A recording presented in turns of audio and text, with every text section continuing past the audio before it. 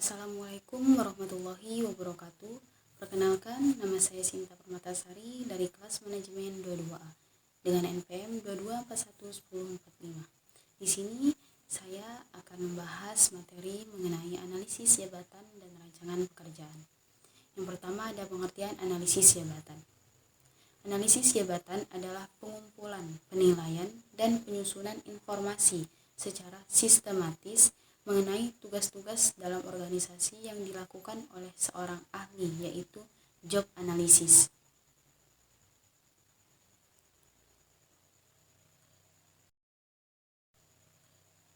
Alasan pelaksanaan analisis jabatan. Analisis jabatan dilakukan karena suatu informasi dapat menjadi landasan untuk mencocokkan pekerjaan dengan petugas. Beban kerja yang dilakukan, hambatan yang ditemui oleh pelaksana, dan landasan dalam pelaksanaan keseluruhan kegiatan manajemen sumber daya manusia untuk memenuhi fungsinya. Landasan utama kegiatan manajemen sumber daya manusia. Yang pertama, ada mengevaluasi tantangan lingkungan terhadap pekerjaan seseorang. Yang kedua, ada menghindari persyaratan kerja tidak dibutuhkan yang dapat menyebabkan diskriminasi dalam pekerjaan. Yang ketiga, ada mengungkapkan elemen-elemen kerja yang dapat membantu atau mengabaikan kualitas kehidupan kerja. Yang keempat, ada merencanakan kebutuhan sumber daya manusia pada masa yang akan datang. Dan kelima, ada mencocokkan pelamar kerja dengan jabatan yang kosong.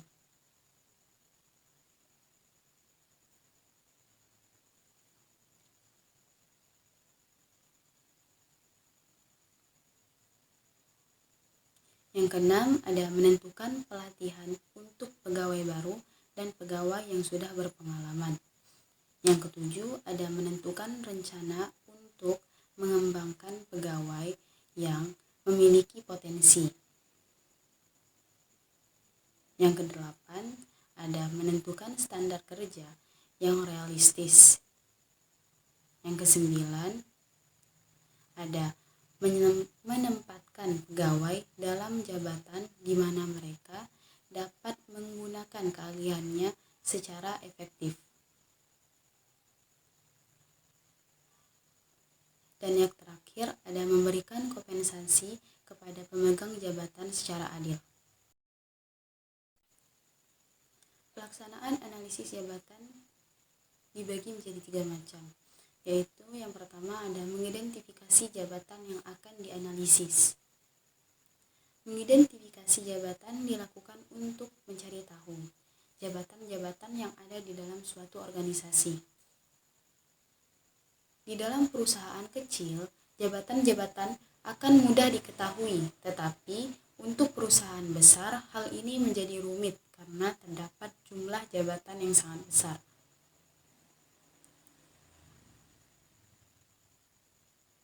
Yang kedua, ada menentukan teknik pengumpulan informasi. Ada beberapa macam seperti membuat kuesioner, interview, mengadakan observasi, panel of expert, serta employee long. Kuesioner yaitu daftar pertanyaan yang disusun secara sistematis mengenai informasi yang dibutuhkan tentang jenis tugas, rincian tugas, tanggung jawab, karakteristik tugas yang dibutuhkan untuk melakukannya, kondisi kerja, serta standar kerja dan lain-lain. Teknik ini merupakan cara luas dilakukan karena lebih murah, cepat karena dapat mengumpulkan informasi beberapa jabatan sekaligus.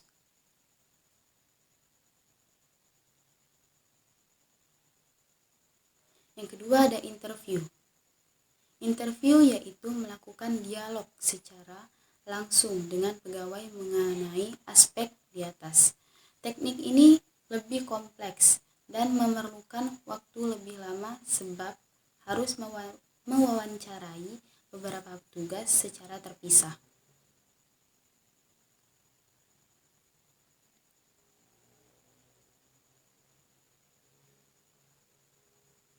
Yang ketiga ada observasi.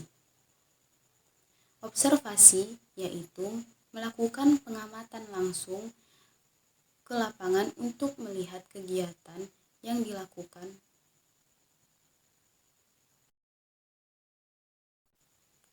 Yang keempat ada panel of expert.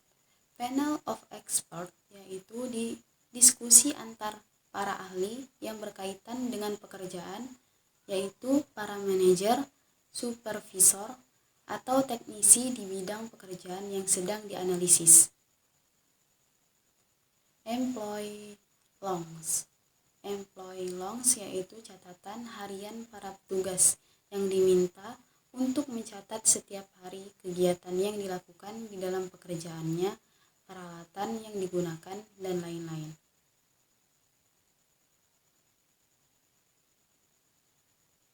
Tiga, menggunakan kuesioner. Penggunaan kuesioner merupakan teknik yang paling luas dipakai karena kuesioner lebih memungkinkan untuk menanyakan berbagai aspek yang lebih luas dari pekerjaan. Perancangan pekerjaan. Perancangan pekerjaan merupakan suatu proses penentuan tugas-tugas yang harus dilaksanakan oleh pemegang jabatan, hak untuk mengatur pekerjaan tersebut dan tanggung jawabnya.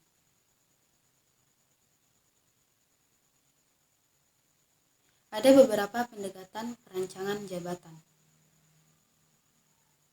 Yang pertama ada elemen organisasi, yang kedua ada elemen lingkungan,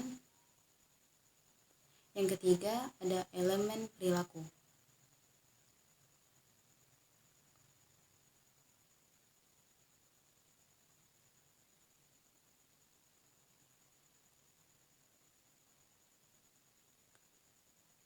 Elemen organisasi di dalam organisasi lebih menekankan pada aspek efisiensi dan efektivitas. Untuk mencapainya, organisasi cenderung ke arah pendekatan mekanik, prosedur, serta keselamatan dan kesehatan kerja.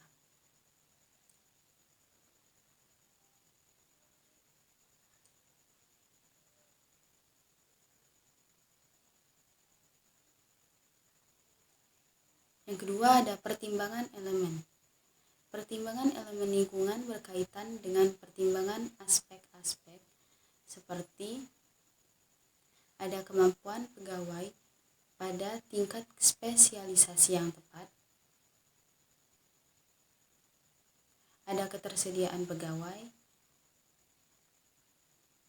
serta harapan-harapan masyarakat.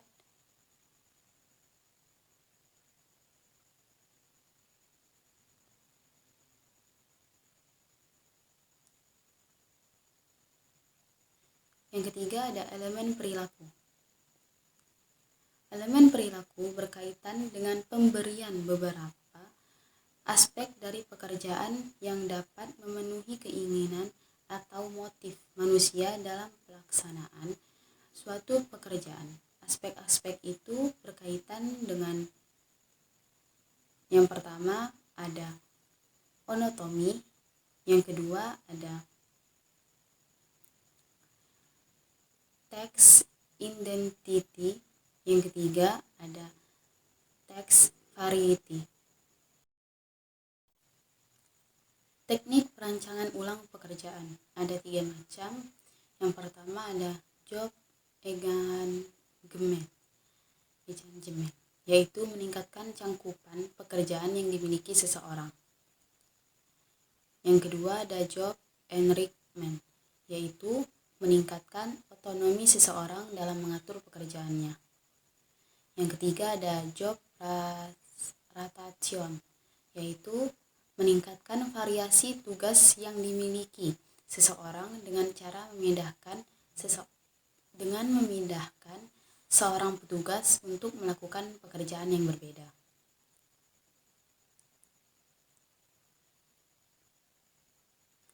Faktor kepuasan kerja. Yang pertama ada achievement atau rasa berprestasi. Yang kedua ada recognition atau rasa pengakuan. Yang ketiga ada responsibility atau rasa tanggung jawab. Yang keempat ada advancement atau rasa perkembangan diri.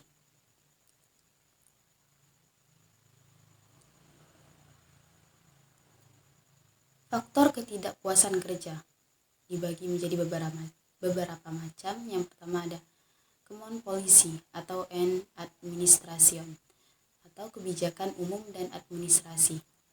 Yang kedua ada supervision atau pengawasan. Yang ketiga ada salary atau gaji. Dan yang keempat ada interpersonal relation atau hubungan dengan rekan kerja.